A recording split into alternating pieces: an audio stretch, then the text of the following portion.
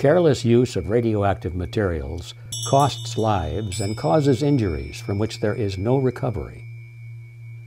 Thousands of lives have been lost as a result of the Chernobyl disaster, and thousands more are still at risk from the Fukushima catastrophe when radiation poisoning finally takes its toll. Chernobyl and Fukushima are in the news because of the magnitude of the devastation they have caused. But there are hundreds of other nuclear reactors whose names are unfamiliar to most people. Are these nuclear facilities also time bombs just waiting to go off? How many nuclear accidents have already occurred that have never been publicized? We may never know, because large corporations do not hesitate to cover up their mistakes. A classic example of this is a little-known nuclear facility called the Santa Susana Field Laboratory, or the SSFL, located 30 miles northwest of downtown Los Angeles. Hidden in a basin of the Simi Hills, the facility has remained a virtual secret even to the people who live in surrounding communities. From 1948 to 1990, the SSFL was engaged in the testing of nuclear reactors. In the course of this testing, it repeatedly released radioactive substances into the environment. Many people living in the surrounding communities have suffered fatal or debilitating cancers. In 2005, the Boeing Company, the current owner of the facility, settled a $30 million class action lawsuit alleging illnesses and deaths due to the release of radioactive materials into the local environment. One casualty of this negligence is Joan Hunter.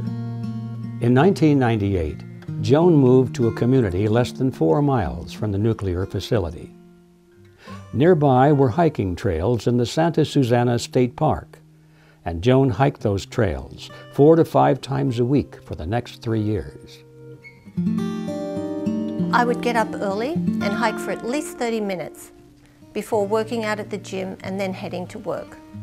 By 2001, I started to experience light sensitivity and my eyes became extremely bloodshot. By 2002, nodules had appeared on my face and my back. I had 4 of them biopsied and they all tested positive for basal cell carcinoma.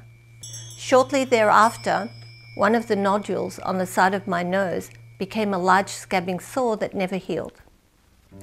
In 2004, while visiting my family in Australia, I had 2 basal cell carcinomas surgically removed from my face. Unfortunately, the nodules continued to develop. My right eye was affected the most, and I could feel the tumours in the inside corner of my eye. By 2008, the eye had almost entirely closed, and I had to wear a patch because of the light sensitivity and the large scabbing sore eating away the inside corner of my eye. I've removed more than 120 lesions and tumours from my face, back, shoulders, chest and arms, at least 20 of which were around my right eye.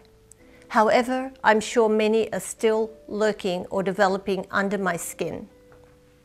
Thinking these tumours and lesions were caused by heavy metals in my system, I had 3 hair analyses performed.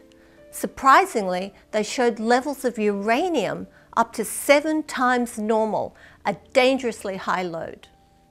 By June of 2011, I had identified the Santa Susana Field Laboratory as a source of my basal cell carcinomas.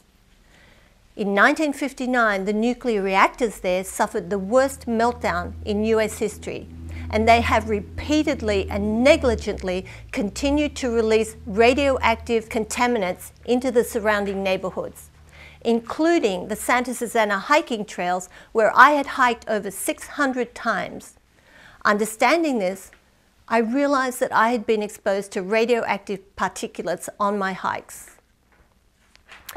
After finally identifying radiation poisoning as the cause of my tumours and lesions and hoping to find compensation for my injuries and loss of income, I decided to sue the Boeing Corporation. But I didn't have enough money to put up a retainer, so I couldn't find a lawyer to take my case. So I decided to file suit against Boeing on my own and represent myself. Having survived 2 brutal motions to dismiss, I am now embarking on the discovery and trial phases of the case. But for these stages, I'll need expensive medical tests, testimony of costly expert witnesses, and extensive paralegal services. I estimate the costs of these phases of the case to be up to $100,000. Unfortunately, I don't have the money. I'm appealing to you in the hope that you are willing to donate to my cause. My right eyelid is permanently deformed by the tumors, and the vision in my right eye is severely damaged. My eye specialist has just informed me that the only solution he sees is to remove all of the tissues around my eye and the eye itself. This is especially troubling, as I'm a commercially recognized fine artist, and my greatest ability and passion is my ability to paint wildlife in photorealistic detail.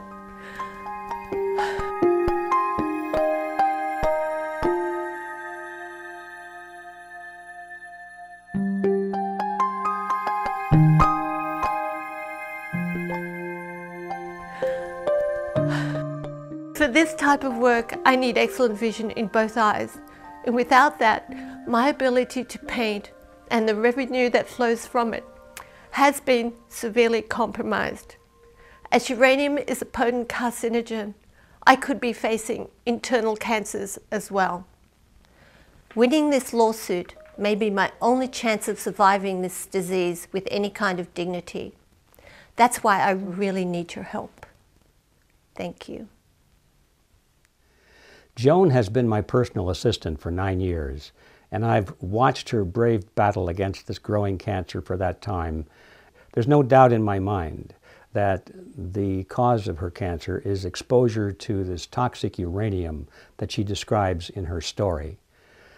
She's the last person in the world you would expect this to be so, because, you know, cancer is quite often caused by poor diet and bad lifestyle. Well, that certainly does not apply to her case.